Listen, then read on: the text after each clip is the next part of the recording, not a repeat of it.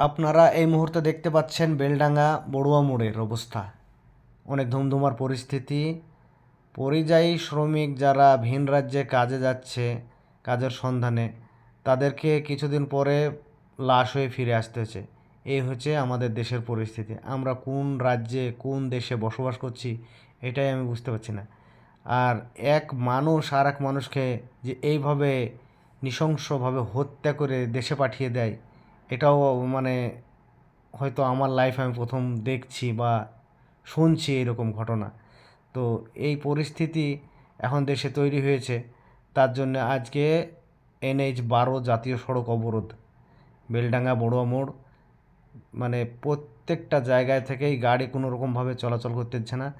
সাংবাদিক এসছে, পরিস্থিতি সামাল দিতে অনেক প্রশাসন, মিলিটারি ফোর্স থেকে শুরু করে রাজ্যের থানার পুলিশ, স্থানীয় পুলিশ, সিভিক ভলেন্টিয়ার প্রত্যেকেই পরিস্থিতি সামাল দেওয়ার চেষ্টা করছে। এখানে উপস্থিত আছে বিধায়ক, রাস্তায় আগুন জ্বেলে অবরোধ করছে, পুলিশ তা আগুন নেভানোর চেষ্টা করছে এবং দেখা যাক শেষ পর্যন্ত পরিস্থিতি কী হয়। এ দাবি তুলেছে তারা যেন ভিন রাজ্যে কাজে যে তারা মার খাবে কেন? ভারতবর্ষে বসবাস করলে ভারতবর্ষের যে কোনো জায়গায় তার সে নাগরিকতা আছে, যার ভারতবর্ষের, সে যে কোনো জায়গায় গিয়ে ইনকাম করতে পারে, সে পেটের দায়ে কাজ করতে যাচ্ছে, কিন্তু এইভাবে তার পরিস্থিতি এত খারাপ হবে এত তো কেউ ভাবেনি। এখন আপনিও নিরাপদ না এখানে, আমিও নিরাপদ না এখানে, কোনো ব্যক্তি কোনো ধর্মের জাতি বিশেষে কেউ নিরাপদে নাই।